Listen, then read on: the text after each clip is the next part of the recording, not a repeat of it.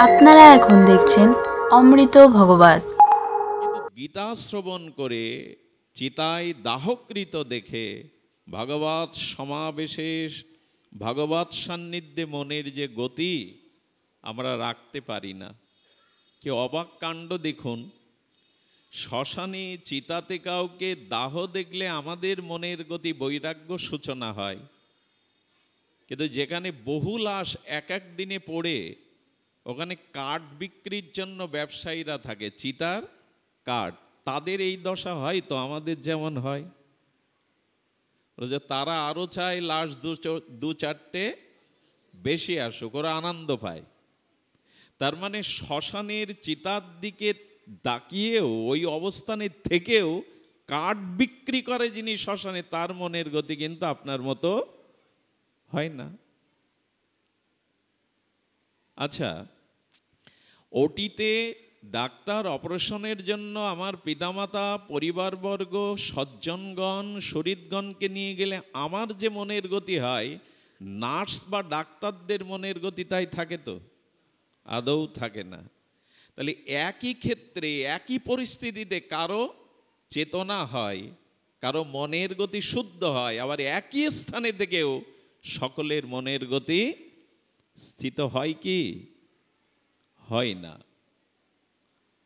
আচ্ছা, শ্মশানে ডাক্তারখানাতে তেমনি ভাগবতে এসেও যাদের হরিকথা ভগবত কথা হৃৎকর্ণ রসায়নামৃত হয়ে হৃদয়ে প্রবেশ করে না, হৃদয়ে স্পর্শ করে না, তার অনুভূতি জাগরণ করে না, সেই ভগবত কথা শ্রদ্ধাবিহীন, বিশ্বাসবিহীন, আসক্তিবিহীন, তারও এখানে থেকেও মনের গতি পরিবর্তন হয় না। যেমন ডাক্তারের হয় না, শ্মশানে কাঠ বিক্রেতার হয় না, তেমনি এখানে এসেও যদি হরিকথাতে শ্রদ্ধা, ব্যাকুলতা, উৎকণ্ঠা, পিপাসা না জাগে, তাহলেও এখানে থেকে তার মনের গতি পরিবর্তন হয় না।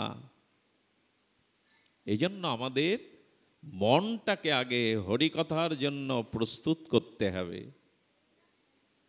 গীতার দিব্য মহাবাণী শ্রবণের জন্য হৃদয়টাকে প্রস্তুত করতে হবে।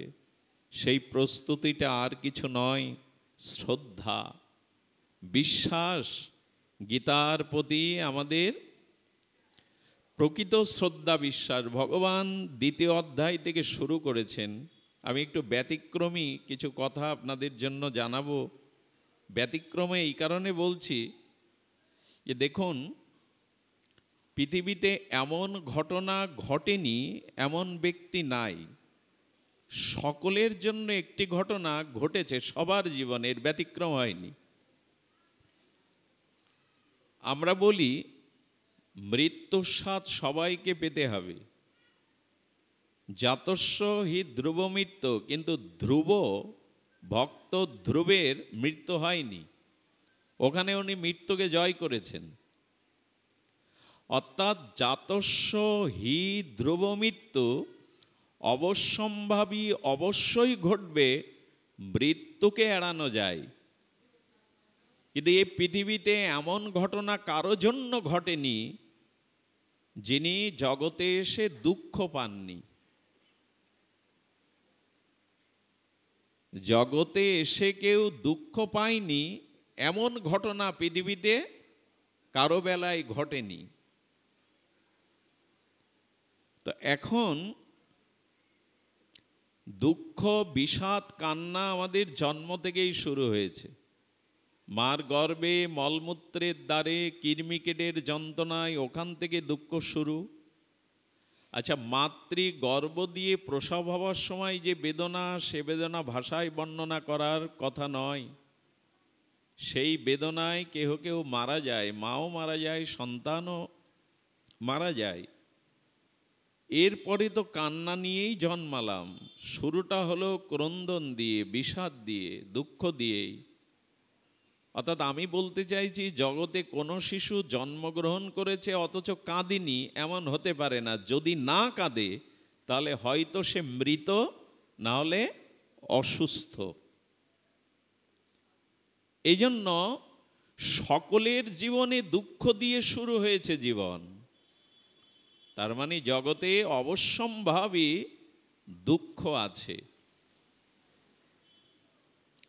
এখন লক্ষ্য করবেন, গীতা থেকে আমাদের যেটি নেওয়ার শ্রীমদ্ ভগবদ গীতা, সেটি হলো আমাদের জীবনে তিনটি জিনিস খুব প্রবল, আমাদের উপরে প্রবল শক্তি বিস্তার করেছে, আমাদেরকে একরকম আক্রান্ত করেছে।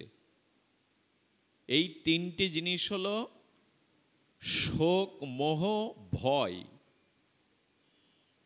শোক, মোহ, ভয়। বর্তমান পরিপ্রেক্ষিতে, বর্তমান সময়ে এই তিনটি জিনিসের প্রভাব এত বেশি যে মানুষ এই তিনটি প্রভাবে প্রভাবান্বিত হয়ে একরকম জীবনে আনন্দই হারিয়ে ফেলেছে, কর্তব্যই হারিয়ে ফেলেছে। অত্যান্তিক আনন্দ এগুলি জীবন থেকে চলে যেতে বসেছে। সমস্যা তিনটি: শোক, মোহ আর কি, ভয়। তো এই শোক, মোহ, ভয়, এই তিনটি তত্ত্বকে, তিনটি বিষয়কে আর জয় করতে গেলে ব্যাসদেব ভগবান বলছেন, শ্রীমদ্ ভগবদ গীতা পঠন পাঠন অধ্যয়ন ধ্যান নিদিধ্যাসন ব্যতীত এই তিনটি জিনিস কেউ জয় করতে পারবে না। একমাত্র শ্রীমদ্ ভগবদ গীতা শাস্ত্র অধ্যয়ন, অধ্যাপনা, শ্রবণ, কীর্তন, মনন, নিদিধ্যাসন, অনুশীলন ছাড়া এই তিনটি তত্ত্বকে কেউ জয়ী হতে পারবে না। এই তিনটি তত্ত্ব কারো পক্ষে জয় করা সম্ভব নয় যদি না তিনি গীতা গ্রহণ না করেন জীবনে, শ্রবণের দ্বারা, অধ্যয়নের দ্বারা, ধ্যানের বা চিন্তনের দ্বারা। আচ্ছা, ভয় আমাদের কে দেয়? পৃথিবীতে আজ পর্যন্ত কেউ আছেন যে আপনি চান আপনাকে কেউ ভয় ভীতি না দিক? সবাই চান কেউ আমাকে ভীত সন্ত্রস্ত না করুক। রাজ ভয়, অর্থ ভয়, দণ্ড ভয়, রোগের ভয়, মৃত্যুর ভয়, কেউ আমাকে ভয় না প্রদান করুক, এটা আমরা চাই, কারণ আমরা নির্ভয় থাকতে চাই। কিন্তু ভয় আমাদের কে দেয়? ভয় দেয় আমাদের ভবিষ্যৎ চিন্তা। ভয় কে দেয়? একটু লক্ষ্য করবেন, আমরা সহজ করে আলোচনা করি। ভয় আমাদেরকে কে দেবে? ভয় আমাদের ভেতর থেকে আসে, ভবিষ্যতের চিন্তা। আজকে যা আছে তা থাকবে তো? আগামীকাল বিপদ আসবে না তো? কোনো দুঃসংবাদ পাবো না তো? মৃত্যুর কোনো আহ্বান পাবো না তো? 10 বছর পরে আমার এই যশ খ্যাতি থাকবে তো? আমার এই মেধা পাণ্ডিত্য বজায় থাকবে তো? আজকের যে সম্মান, আজকের যে মানুষের কাছে গ্রহণযোগ্যতা আগামী দিনে থাকবে তো? এই ভবিষ্যতের চিন্তায় মানুষকে ভেতর থেকে নির্ভয়তা আনতে দেয় না, ভয় তার ভেতরে গ্রাস করে। বাবাকে আমি এখানে বসতে দেইনি এই কারণে, প্রয়াত নির্মল দাদাজি বলতেন, যারা ভাগবত বলেন তারা চাঁদের মতো, আর সম্মুখে শ্রোতা যিনি থাকেন অনুভবী, তারা সূর্যের মতো। সূর্য যদি চন্দ্রকে আলো না দেয়, তো নিজস্ব আলো না থাকায় চন্দ্র কি বা জ্যোৎস্না বিতরণ করবে? যেদিন পরিপূর্ণ দেয় সেদিন পূর্ণিমা, যেদিন এক বিন্দু আলো দেয় না সেদিন অমাবস্যা। এই জন্য বাবাকে সামনে বসতে বলেছি, যাতে ওনার অনুভূতিতে ভাগবত প্রকাশন, গীতা প্রকাশন। তো আমরা, ভয় আমাদের কেউ দেয় না, ভয় দেয় আমাদের অনাগত ভবিষ্যতের চিন্তা। ছেলেটা বড় হবে তো? মেয়েটাকে ভালো পাত্রস্থ করতে পারবো তো? এর শরীর সুস্থ থাকবে তো? আগামী 10 বছর পর আমার যে মেধা, সমাজে যে গ্রহণযোগ্যতা, সেটা থাকবে তো? এই ভয় আমাদেরকে ভেতরে তাড়া করে ফেরে। এই ভয় দূর করার একমাত্র উপায় শ্রীমদ্ ভগবদ গীতার পরিপূর্ণ ভগবত বাণী। দ্বিতীয়ত মোহ। দেখুন, মোহ কাকে বলে? যে বস্তুর স্বরূপ সেই বস্তুকে বিপরীত করে যা দেখায়, ভাবায়, তাকে বলে মোহ। বস্তুর স্বরূপত বিপরীত বা বিরূপ করে যা দেখায়, যা চিন্তায় এনে দেয়, তার নাম মোহ। বুদ্ধি শব্দের একটি অর্থ হলো জ্ঞান। জ্ঞানের বিপরীত যাহা, তার নাম মোহ। জ্ঞানের বিপরীত কি? জ্ঞানের বিপরীত অজ্ঞানতা। এই অজ্ঞানতাই হলো মোহ। কারণ যে বস্তু যে রূপ তার স্বরূপ, তাকে বিপরীত করে যা দেখায়, ভাবায়, বাবা ফ্যানটা একটু দিতে পারো, ওই যে ওই ফ্যানটা, যাকে ভাবায় তাকে বলে মোহ। খুব ধ্যান দিয়ে শুনুন, গীতার দিব্য আলোকে ছাড়া আমাদের মোহ যাবে না। মোহ শব্দের আমরা অর্থ করলাম কি? এই দেখুন অর্জুনের মোহ। দেখুন অর্জুন বলছেন, হে শ্রীকৃষ্ণ, হে জনার্দন, আমাকে যদি ধাত্ররাষ্ট্র, ধৃতরাষ্ট্রের পুত্রগণ আমাকে হত্যা করে, আমি পরম আনন্দ পাব, সেটাই আমার সুখ। এটা অর্জুনের মুখে মানায়? ওরা যদি আমাকে এই যুদ্ধে হতও করে, মেরেও ফেলে, সেটাই আমার জন্য সুখের, আনন্দের। আমি তাদের বিরুদ্ধে অস্ত্র ধরতে এসে আর আমি বড় অন্যায় করেছি। এটা হলো মোহ। অর্থাৎ যেটা কর্তব্য, যেটা তার স্বরূপ, যেটা করণীয়, তার বিপরীত চিন্তা, বিপরীত ভাবনাকেই বলে মোহ। এই মোহটা অনেকটা অন্ধকার। আচ্ছা, চোখ বন্ধ করলে আমাদের সামনে কি আসে? অন্ধকার আসে। তো চোখ বন্ধ করবেন তো আমাদের সামনে অন্ধকার আসবে। আর অন্ধকারের একটা ধর্ম আছে, অন্ধকারে দড়িটাকে সাপ দেখায়। অন্ধকারে কি দেখায়? মোহ কাকে বলে? যে বস্তু যে রূপ, তাকে অন্য রূপে দেখানোর নাম হলো মোহ। তো অন্ধকার নেমে আসলেই আমরা রঞ্জুটাকে, দড়িটাকে সাপ ভাবি। একজন বলছে, আরে সাপ সাপ সাপ। তো যাকে বলা হচ্ছে সাপ, সে বলছে, দেখো আমিও দেখে আসছি, ওটা দড়ি, ওটা সাপ না। আমি ওটা আলোকবর্তিকারা দেখে এসছি, ওটা রঞ্জু, সাপ নয়। তা যে ব্যক্তির মোহ হয়েছে সে বলছে, ও তোমার একার চোখ আছে, আমার নেই না? তাকে বলা হচ্ছে যে আমি আলো দিয়ে দেখে এসছি, ওটা রঞ্জু, সাপ নাই। বিপরীত মোহগ্রস্ত ব্যক্তি কি বলছেন? একা তোমার চোখ আছে, আমার চোখ নাই না? আসলে তুমি আমার হিংসা করছো, সর্বনাশের চিন্তা করছো, তাই সাপকে দড়ি ভেবে পাঠাচ্ছ যাতে দংশন খেয়ে আমি মরি।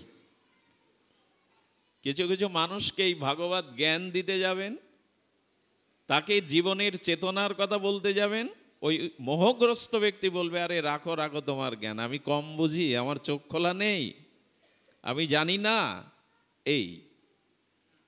এই জন্য মোহ বিপরীত করে দেখায়। মোহ সকল কিছু বিপরীত করে দেখায়। এই মোহ দূর হলো কি করে? গোবিন্দ বললেন, কশ্চিৎ দেতং শ্রুতং পার্থ তয়া গ্রহণ চেতসা। অর্জুন, আমার কথা একাগ্র চিত্তে শুনেছ? আর অর্জুন বললেন, নষ্ট মোহ স্মৃতি লব্ধা। এই দেখুন, অর্জুন বললেন, মোহ ছিল আমার, কিন্তু আপনার দিব্য বাণীতে, কৃপাতে সেই মোহ দূর হয়েছে, আমি স্মৃতি ফিরে পেয়েছি। মোহ দূর করার একমাত্র উপায় গীতা শাস্ত্র। অন্ধকার নেমে আসলে দেখবেন পোকামাকড় বেরোয়। রাত্রে পোকামাকড় বেরোয় কিনা? অন্ধকারে দেখবেন, দিনের বেলায় কিন্তু এত পোকামাকড়ের উদ্ভব হয় না। আবার সূর্য উঠুক, দেখবেন পোকামাকড় শশা স্থানে চলে যায়। তেমন যখনই মোহরূপ অন্ধকার আমার মধ্যে আসে, তখনই ওই কীট পতঙ্গ, কামনা বাসনা, পোকামাকড়গুলো আমাকে দংশন করতে থাকে। দরকার গীতার দিব্য আলোক, দিব্য জ্যোতি হৃদয়ে ধারণ করা। মোহ আমাদেরকে শেষ করে দিল, আর এই মোহ থাকলেই সব বিপরীত দেখব আমরা। আর কি বললাম? শোক। এই শোক দূর করার উপায়ও শ্রীমদ্ ভগবদ গীতা। এই রহস্যময় অপার্থিব মহিমা মহত্বপূর্ণ শ্রী ভগবানের হৃদয় উৎসারিত সারাৎসার এই বাণী আমাদের শোক দূর করতে পারে। আমি এইটুকু বলতে পারি, কোনো সন্তানহারা মাকে তার শোককে ভুলিয়ে থাকার জন্য তাকে ঘুমের ইঞ্জেকশন দিতে হয়।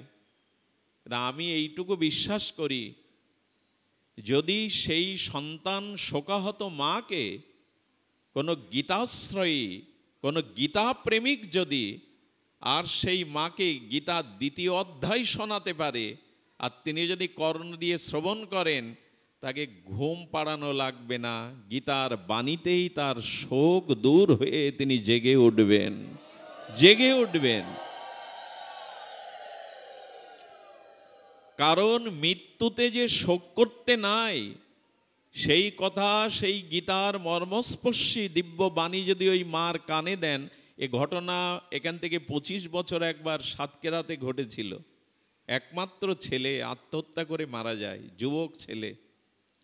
সেই মাকে হাসপাতালে ভর্তি করতে হয়েছে, তার তখন দুরবস্থা। তো আমাদেরকে ডাকা হলো আত্মচৈতন্য সংকীর্তন সংঘকে একটু গীতা শোনানোর জন্য। তো ভগবান বলেছেন, কোনো মৃত ব্যক্তির উদ্দেশ্যে যদি ছেলেমান অর্থাৎ সর্দি, চোখের জল পাত করে, তাহলে এই শেলস্যা, চোখের জলাদি, এগুলি ওই জীবাত্মার খাদ্য হয়। আর যদি সেই সন্তানের সুকর্ম কিছু থেকে থাকে, সুকর্মের কারণে যদি তার ঊর্ধ্বগতি হয়, তবে মা বা পিতামাতা সজ্জনগণ যদি তার জন্য মায়া কান্না কাঁদতে থাকে, তখন তার ঊর্ধ্বগতি মায়াতে রোধ হয়ে যায়, তার কল্যাণের পথে অন্তরায় বাধা হয়ে দাঁড়ায়। মাকে বললাম, মা, সে যেখানে গেছে তুমি কি চাও সেখানে ভালো থাকুক?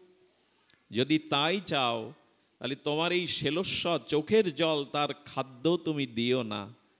আর এভাবে খোকা খোকা বলে কাঁদলে তার যতটুকু পূর্ণ সুকর্ম সে ঊর্ধ্বগতি যেত, তুমি তাকে টেনে নামাচ্ছ নিচে। বিশ্বাস করুন, এই কথা শোনার পর তিনিই বলেছিলেন, স্লাইন খুলে দিন। আমার খোকা যেখানে আছে সেখানে যদি কাঁদলে আমার শেলস্যা, আমার চোখের জল তার খাদ্য হয়, আমি কাঁদলে যদি তার ঊর্ধ্বগতিতে অন্তরায় হয়, আমি আর কাঁদব না। আমি বললাম, কাঁদো মা, কান্না ভালো জিনিস, তবে যদি কাঁদতে হয় খোকা বলে কেঁদো না, কৃষ্ণ বলে কাঁদো, গৌর বলে কাঁদো, তবে সেই কান্নাই তোমার কল্যাণের কারণ হবে। গীতার এমন বাণী যে ঘুম পাড়ানো ইঞ্জেকশন লাগবে না, চেতনা একবার জেগে গেলে তখন তার শোক দূর হয়। এই জন্য শোক, মোহ, ভয় এটি দূর করার একমাত্র অবার্ত মহা ঔষধি ব্যাসদেব ভগবান বলছেন গীতার বাণী, এই চিন্ময় বাণী। দেখুন, শোক দূর হবে কি করে? শোক দূর হবে একটা কারণে, আপনি এই মুহূর্তে শোক কিছুটা লাঘব করতে পারবেন যদি এই বাণীটা নিয়ে যান। এখন শুনছেন কি? মন দিয়ে শুনুন। যদি মন দিয়ে নিয়ে যান, যে বস্তু এখন আছে, যা নিয়ে এসেছি, সেটাই বর্তমানে তার অবস্থিতি বা তার সেই বস্তু থাকুক, এই চিন্তা করলে আপনি শোকের হাত থেকে নিষ্কৃতি পাবেন না। এই সংসারের নাম হলো পরিবর্তনশীল জায়গা। এখানে কোনো বস্তু স্থির বা স্থায়ী নয়, সংসার পরিবর্তনশীল। এখন আপনি কোনো বস্তুর পরিবর্তন যখন মেনে নিতে পারবেন না, তখনই শোক হবে। কথা কি বোঝা যায়? বলে বোঝা তো যায়, আমরা সবাই জ্ঞানী। বোঝা যায় বলছো কেন? বলে বোঝা যায় যাতে কথার দিকে আপনার দৃষ্টি নিবন্ধ হয়। জগতে কোনো বস্তুই স্থায়ী অপরিবর্তিত নয়, এটা কি মানেন? আপনাদের কাছেই জিজ্ঞাসা করছি করজোরে, এটা কি মানেন যে জগতের কোনো বস্তু স্থায়ী বা অপরিবর্তিত নয়? জগতে কোনো বস্তু স্থায়ী নয়, কোনো বস্তু অপরিবর্তিত থাকে না, বস্তুর পরিবর্তন হয়। এটা যদি মেনে নিতে পারেন গীতার বাণীতে, তাহলে শোক হবে না। শোক হয় ওই জন্য, পরিবর্তন কেন হলো? চুলটা কালো ছিল, এখন পাকলো কেন? এই জন্য শোক হয়। চুলটা তো কালো ছিল, এটা থেকে যেতে পারতো না। দাঁতটা তো সুন্দর পংক্তির মতো ছিল, দাঁতটা কেন নষ্ট হয়ে গেল, পড়ে গেল? ছেলেটা তো ভালো ছিল, ছেলেটা দেখেছিলাম ছোটবেলায় ভালো সুঅভ্যাস ছিল, ছেলেটা কেন কুপথে চলে গেল? আপনি পরিবর্তনটাকে মেনে নিতে চাননি। আপনি মনে করেছিলেন জগতের সব বস্তু অপরিবর্তিত থাকবে যেমন আছে, কিন্তু সংসারের নিয়ম কোনো বস্তুই জগতে অপরিবর্তিত থাকতে পারে না। জগৎ পরিবর্তনশীল। গীতার সারবাণীতে কি আছে? আজ যা তোমার ছিল, আজ যা তোমার, কালটা অন্য কারো ছিল, প্রসূতা অন্য কারো। কি সাথে নিয়ে এনেছিলে যা হারিয়েছে, যা নিয়েছো এখান থেকেই দিয়েছো, এখান থেকেই নিয়েছো, যা দিয়েছো, যা চলে গেছে এখান থেকেই দিয়েছো। পরিবর্তনই সংসারের। গীতার পেছনে দেখবেন এই বাণীগুলো লেখা থাকে। তো থাক, চলতে থাকুক, কষ্ট পাচ্ছে ভক্তরা। তো কি বলা হচ্ছে এদিকে ধ্যান দিন। পরিবর্তন কি আপনি মানেন? যে মৃত্যু আসবে, দুঃখ আসবে, জরা আসবে, বার্ধক্য আসবে, সুখ থেকে দুঃখ আসবে, দিন থেকে রাত্রি আসবে, বসন্তের পরে বর্ষা আসবে, এগুলি কি মেনে নেন? এগুলি কি মেনে নেন? যদি মেনে নিতে পারতেন তাহলে দুঃখ আপনাকে স্পর্শ করত না, কারণ মরবে। আচ্ছা, এমন কি বলা আছে নাকি যে সিরিয়াল ভাবিক মরবে, পিতা মরবে, মাতা মরবে, বড় পুত্র মরবে, মেজ, এরকম সিরিয়াল আছে? তাহলে যদি কারো অকালে চলে যায়, অকালে না, ওটাই প্রকৃত কাল। আমরা আসলে জগৎ যে পরিবর্তনশীল, মোহ ভোগের চিন্তায় আমরা মেনে নিতে পারি না যে জগৎ পরিবর্তন, তো পরিবর্তন তোই হচ্ছে, ভালো থেকে মন্দ হচ্ছে, দিন থেকে রাত্রি হচ্ছে, যার মৃত্যুর কথা না সে মরে যাচ্ছে। পরিবর্তনটা মেনে নিন। ছোটবেলায় সমুদ্র তটে, নদীর তটে বালু পেয়ে ঘর বাঁধতাম আমরা, বালু দিয়ে ঘর বাঁধতাম, ফুল আঁকাতাম। সমুদ্রের একটা ঢেউ, নদীর একটা ঢেউ এসে সেই বালুর ঘর আর ধুয়ে যেত। এর জন্য শোক করতে নাই। ছোট বাচ্চা পুতুল খেলছে, আমরাও খেলেছি। তো বালিকাটি পুতুল খেলতে খেলতে কি করে? মাটির পুতুলগুলো রং দিয়ে রঙিন করে, ছোট ছোট কাপড়ের টুকরো দিয়ে বসন তৈরি করে, আর কোথাও কৌটা এনে ঘর সংসার সাজায়, বরবধূ পুতুলের বিয়ে দেয়, তাদের শয্যায় দেয়, কত কি খেলা করে। হঠাৎ বালিকাটি আশ্রে কাঁদছে। মা বলছে, কিরে খুকি, কাঁদছিস কেন? আমার সংসার ভেঙে গেছে, আমার পুতুলের মুন্ডু ভেঙে গেছে। মা ওর গড়াগড়ি কান্না দেখে, দুঃখ দেখে মা হাসছে। মেয়েটা মনে মনে বলছেন, আমার মা কত নিষ্ঠুরা দেখো, আমার ঘর ভাঙলো, সংসার ভাঙলো, আমার পুতুলের মাথা ভেঙে গেল, অথচ মা আমার দুঃখে কাঁদছে, মা কত নিষ্ঠুরা। মা হেসে হেসে বললেন, খুকিরে, মাটির পুতুল ভাঙার জন্যই তৈরি হয়, কাচের পুতুল ভাঙার জন্য তৈরি হয়, ওর জন্য কাঁদতে নেই। মাটির পুতুল ভাঙে। আমাদের এই দেহটা কি সোনার, অমৃতের? এরও ঘাড় ভাঙবে, এরও মৃত্যু আসবে। মাকে তখন মা উল্টে বলছে, খুকি, যেদিন তুই আমার ভূমিকায় দাঁড়াবি, সেদিন তোর মেয়ে পুতুল ভাঙলে তুই আমার ভূমিকায় দাঁড়িয়ে কাঁদবি না, সেদিন তুই হাসবি। পুতুল ভাঙে। এই সংসার পরিবর্তনশীল, এটা যারা গীতার তত্ত্ব দ্বারা জেনে যায়, তারা কখনো শোক করতে পারে না। শোক মোহ ভয় দূর করার একমাত্র মহৌষধি গীতার বাণী, গীতার পঠন পাঠন মনন চিন্তন। আচ্ছা, গীতা শ্রবণ করে পাঠ করে আমাদের কল্যাণ হচ্ছে না কেন? খুব ধ্যান দিয়ে শুনুন। গীতা যখন পাঠ করবেন তখন তার মর্মত্ব জেনে পাঠ করতে হবে।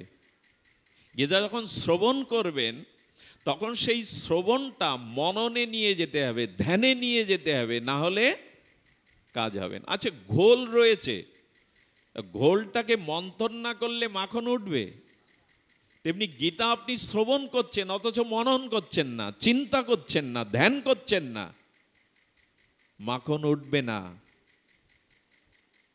এই জন্য অর্জুন কি প্রশ্ন করেছেন, সেই প্রশ্নের যথার্থ তত্ত্ব কি, ভগবান সেই প্রশ্নের উত্তরে কি উত্তর দিলেন, তার সরলত্ব কি, এবং এই প্রশ্ন উত্তরের মাঝখানে আমার অবস্থান কোথায়, এটা জেনেই গীতা শুনতে হবে।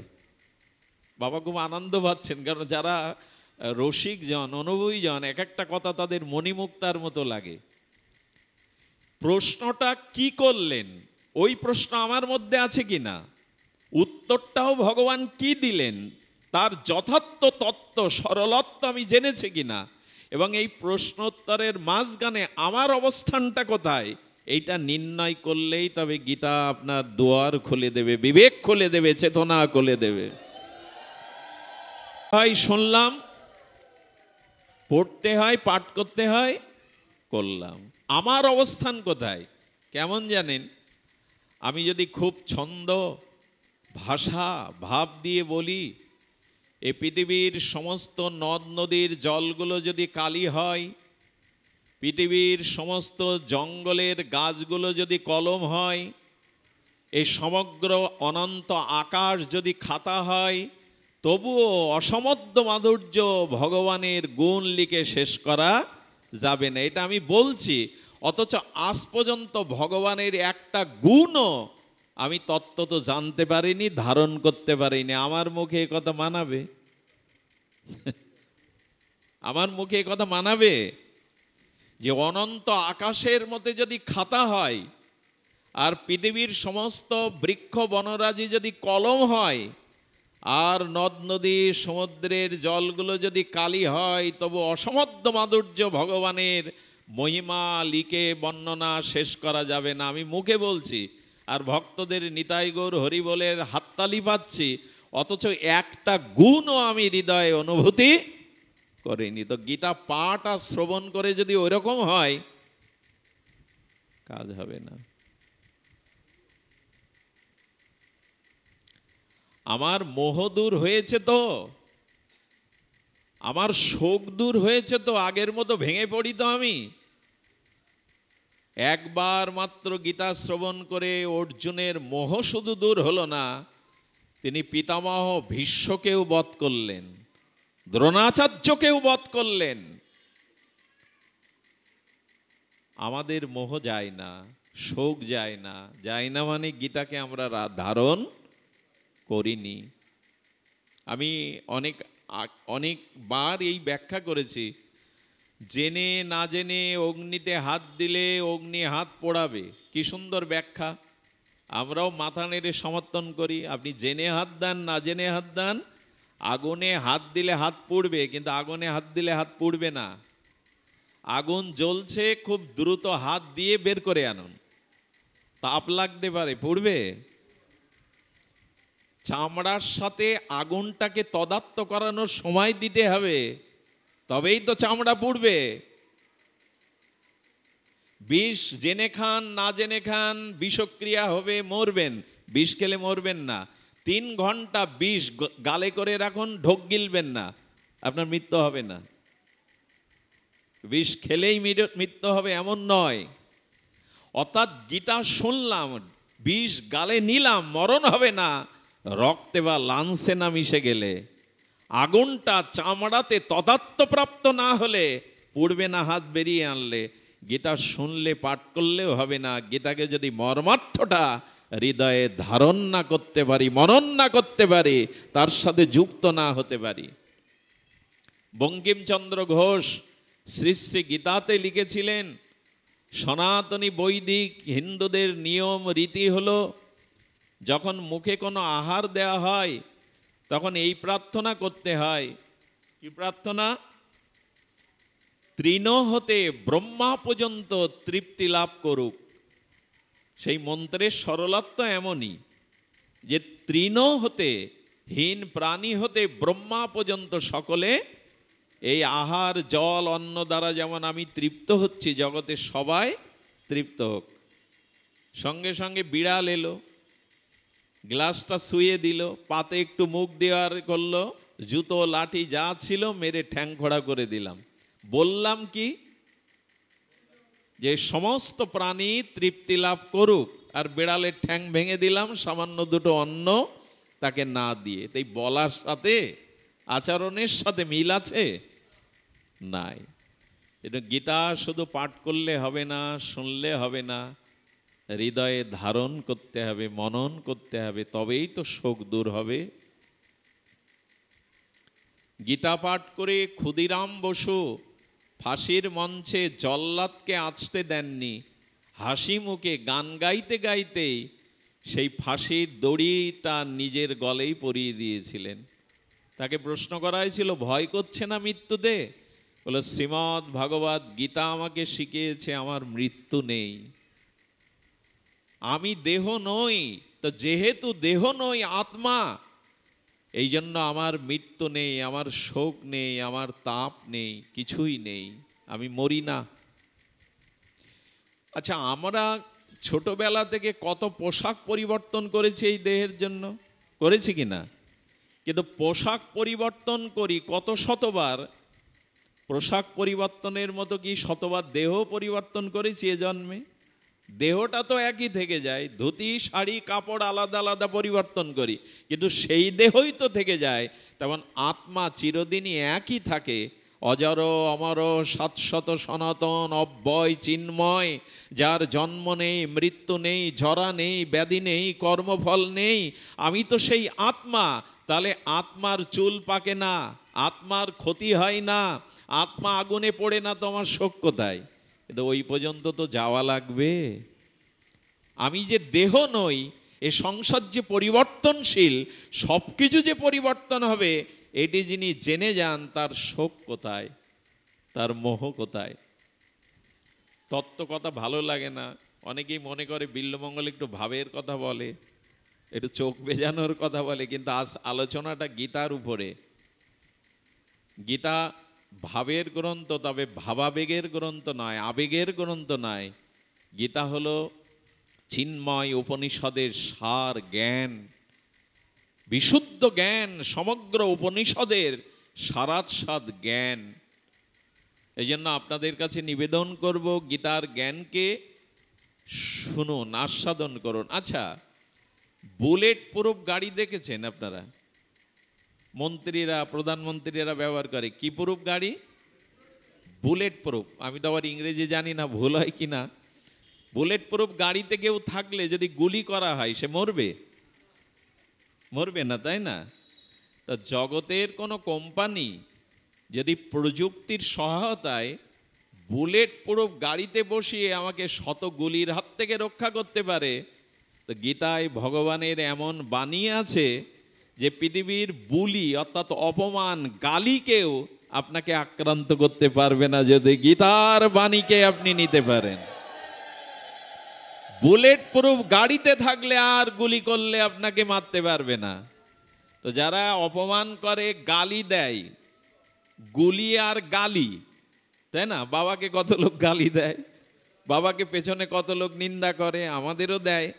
তো গুলি যদি বুলেট প্রুফ গাড়িতে থাকলে না লাগে, একটা বিজ্ঞান কোম্পানির আবিষ্কার, তো স্বয়ং ভগবানের তত্ত্ব আবিষ্কার, গীতার তত্ত্ব জানলে কোনো গালি আপনার গায়ে লাগবে না, ব্যথা দিতে পারবে না। সেই বাণী কি নিয়েছি? আমি আপনাদের একটা কথা বলি, যারা গীতার শিক্ষা দেন, আমাদের দাদাজি আছেন, মানে যিনি এটা পরিচালনা করেন, কৃষ্ণদা, দাদাকে বলি, আমরা সহজে গীতা পাঠ করতে গিয়ে দ্বাদশ অধ্যায়টা বাচ্চাদের দিয়ে দিই, ওটা একটু শ্লোক সংখ্যা কম, আর ওটা অনেকটা অনেকের মুখস্থ সহজ, কিন্তু পৃথিবীতে সব থেকে কঠিন হলো তত্ত্ব হলো দ্বাদশ অধ্যায়। আমার মতো বিল্বমঙ্গলের কয়েক কোটি জন্ম লাগবে দ্বাদশ অধ্যায়ের একটা শ্লোক জানা।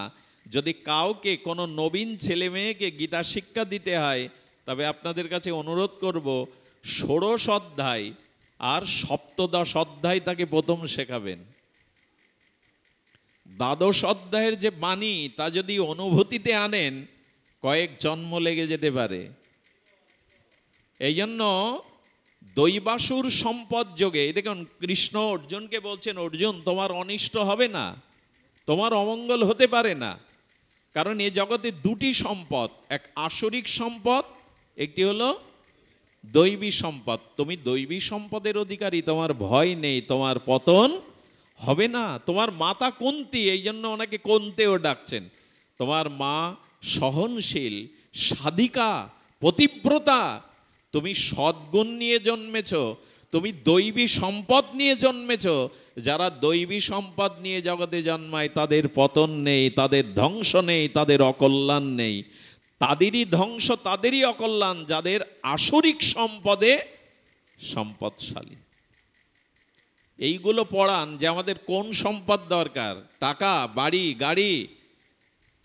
ভগবান বললেন তোমার মধ্যে যে সম্পদ থাকুক সেই সম্পদ যেন দৈবী সম্পদ হয়। এই দৈবী সম্পদ যদি তোমার থাকে তাহলে তুমি কি পাবে? এ জগতে ভোটের পদ পেলে চেয়ারম্যান, এমপি, মন্ত্রী কয় বছর থাকে মেয়াদ? 5 বছর, তাই না? তো ভগবান বলছেন এই জগতের কোনো ভোটে আর আপনি প্রতিনিধি হলে 5 বছর, তাও টলমাটাল করে। যদি অনাস্থা আনে, যদি সরকার পরিবর্তন হয়, 4 বছর আগলে তো ঘুম হারাম হয়ে যায়। 4 বছর কিছু করিনি, তো আগামী বছর ভোট পাবো কিনা। কিন্তু গোবিন্দ বললেন যদি দৈবী সম্পদের অধিকারী হতে পারো একবার, দৈবী সম্পদ যদি পেতে পারো, তবে তুমি গোবিন্দ পাদ পদ্ম পেয়ে যাবে। ওইখানে গেলে আর কিছু হারাতে হবে না, ওই পদ থেকে তোমাকে চ্যুত হতে হবে না। মন্ত্রী, এমপি, প্রধানমন্ত্রীর পদ চলে যেতে পারে, কিন্তু গোবিন্দ পদ যদি পাও দৈবী সম্পদ দ্বারা, ওইখান থেকে আর পতন। ওটা কি 5 বছরের ভোটে পতন হবে গোবিন্দ পদ পেলে? বরঞ্চ শুনে রাখুন, দেবরাজ ইন্দ্র মাঝে মাঝে ভয় করে আমার পদ বুঝি চলে গেল। প্রজাপতি ব্রহ্মাও চিন্তায় পড়ে যায় আমার পদ বুঝি। কিন্তু একবার যে গীতার জ্ঞান দ্বারা গোবিন্দের চরণ পাদ পদ্ম পেয়েছে, সেই পদ থেকে আকে আর কেউ তাকে চ্যুত করতে, ব্রহ্মার পদের ভয় থাকতে পারে, ইন্দ্রের থাকতে পারে, মন্ত্রী প্রধানমন্ত্রীর থাকতে পারে, দৈব গুণ যার মধ্যে আছে, গীতার গুণ যার মধ্যে আছে, গোবিন্দের চরণ পেলে তার আর পথ থেকে চ্যুত হতে হবে না। একবার তো হরিবোল আশা করা যায়, জয় হরিবোল আশা করা যায়। সমর্থন করুন কথাকে, দৈব গুণ দরকার। এই জন্য ষোড়শ অধ্যায় পড়াবেন, প্রথমেই দ্বাদশ অধ্যায়ে যাবেন না। ওইখানে বলা আছে দম্ভ, অভিমান এগুলি আসরিক সম্পদ, ক্ষমা, ধৈর্য এগুলি দৈবী। এইগুলো শিক্ষা দিন, আমরা দ্বাদশ অধ্যায় দিয়ে দিই। অত সোজা নয় ভক্তিযোগ। মান অপমান, শীত গ্রীষ্ম, এটি অত সহজ নয় মুখে বলা। এই জন্য আর 17 অধ্যায় শ্রদ্ধাত্রয় বিভাগ যোগ।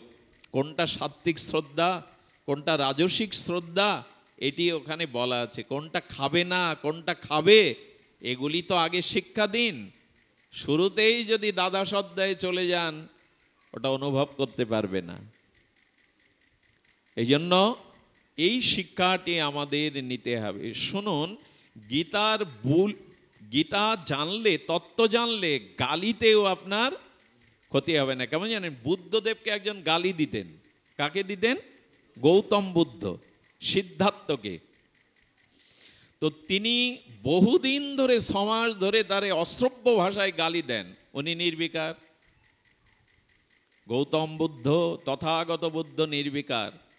একদিন ইনি সহ্য না ক্ষেত্রে বলছেন, বুদ্ধ যে সমাজ ধরে অশ্লীল ভাষায় তোমাকে গালিগালাজ করি, তো একদিনও তোমার হৃদয়ে এই গালির প্রভাব ফেলেনি? উনি মিষ্টি হেসে বললেন, পড়েনি, তোমার গালির প্রভাব আমার চিত্তে প্রভাব ফেলেনি। বলে কারণ বলুন। ও তো জানতে ইচ্ছে করছে কেন ওর প্রভাব ফেলছে না, কেন উনি খেপে উঠছেন না। বলে কারণ বলুন। কি সুন্দর একটি কথা বললেন, হৃদয়ে নিন না, ঘুমাবেন না, হৃদয়ে নিয়ে নিন। বুদ্ধদেব বললেন, আমার জন্মদিনে কেউ একটা গিফট এনেছে উপহার দিতে, এখন উপহার আমি নেব না, নিলাম না, উপহারটা কার থেকে যাবে? যে আমার জন্মদিনে আমাকে উপহার দান করতে এসেছে, আমি সেই উপহার গ্রহণ করলাম না, তাহলে উপহারটা কার থেকে যাবে? যে এনেছিল তার। তুমি যে আমাকে গালি উপহার নিতে এসেছিলে, আমি ওটা নেইনি, হৃদয় দিয়ে নেইনি, গালিটা তোমাতেই রয়ে গেছে, উপহারটা তোমাতেই রয়ে গেছে। আচ্ছা, এই জ্ঞান যদি আপনি নেন, তাহলে গালিতে, বুলেট প্রুফ গাড়িতে গুলি করলেও গুলি লাগবে না, আপনার গালিতেও লাগবে না। জ্ঞান চাই।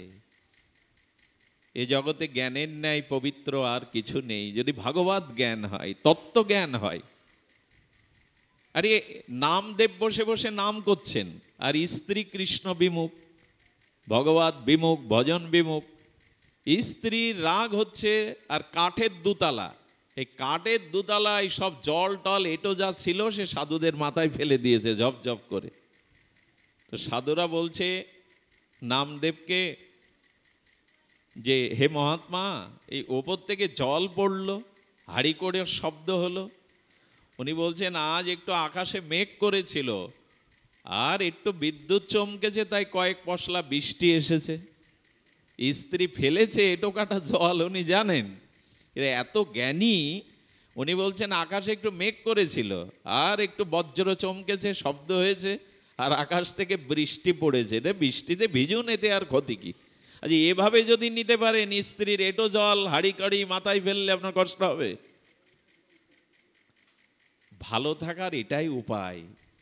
সবাই মনের মতো হবে না।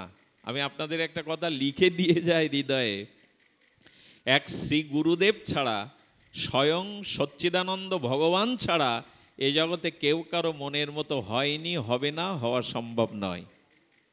কেউ কারোর মনের মতো কখনো হয়নি। এই জন্য গোবিন্দ বলবেন কেন, মনমনা ভব মনটা আমায় দাও, এ কথা বলবেন কেন? বোঝা যায় কথা মা? গোবিন্দ আপনার মন চাইবে কেন? আপনি সংসারকে মন দেবেন না, বিদ্যায় দেবেন না, পিতামাতা স্ত্রী পুত্রে দেবেন না। গোবিন্দ বলছেন না, মন কাউকে দিও না, মন আমাকে দাও। কেন চাইছেন? কারণ এই মন কারোর সাথে 16 আনা তোমার। একটা প্রমাণ যদি আপনি দিতে পারেন, এই পৃথিবীতে ভগবান ছাড়া, শ্রীগুরু ছাড়া কারোর সাথে 16 আনা কারো মনের মিল হয়েছে, আমি ব্যাসাসন থেকে নেমে যাব। কারো হয়নি, হওয়া সম্ভব নয়। আর হওয়ার চেষ্টাও করবেন, তাহলে কষ্ট পেতে হবে। কেউ কারোর মনের মতো হবে না, এটা মেনে নিন। তাহলে আর আমার মনের মতো না, বউ মনের মতো না, বর মনের মতো না, অমুক মনের মতো না, প্রতিবেশী, এই জাল আপনাকে পোহাতে হবে না। তারা একটা দৃষ্টান্তও দিয়েছে বাবা। দৃষ্টান্ত হলো, দুধের মধ্যে চিনি দিয়ে দিন, শর্করা দিয়ে জ্বালান, চিনি মিশে যাবে কিনা দুধে? কিন্তু দুধে যদি পাথরের টুকরো দিয়ে 6 মাস জ্বালান, মিশবে না। তারপরে এই জগতে ভগবানের সাথেই কেবল আমাদের হৃদয়ের মিশ হয়। স্বজাতীয় তো মামই বাংশামৃতর অংশ, পৃথিবীর কারোর সাথে মন মিলবে না। কিন্তু বর্তমান জগতের রোগ কোনটা জানেন? ও আমার মনের মতো হোক, ও আমার মনের মতো। এটাই হলো বর্তমান সমাজের ব্যাধি। কেউ মনের মতো হতে যাবে কেন তোমার? কেউ তোমার মনের মতো না, একমাত্র ভগবান ছাড়া। এই জন্য জোর করে কাউকে মনের মতো করতে যেও না, আর মনের মতো না হলে তার থেকে কষ্ট পেও না।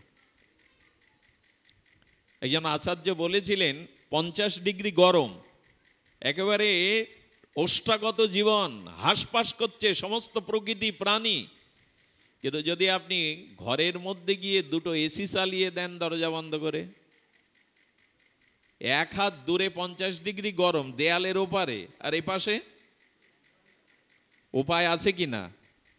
গরমেও ঠান্ডা পাওয়ার উপায় আছে কি না? একটু কথা বলুন মা, আছে কি না? এসি চালিয়ে দিন, দেয়ালের ওপারে 50 ডিগ্রি আর দেয়ালের এপাশে। ভগবানের গীতার জ্ঞান যদি নেন, তাহলে ওই তাপময় সংসারেও আপনি শীতল থাকতে পারবেন, যদি মহা এই তত্ত্ব জেনে যান।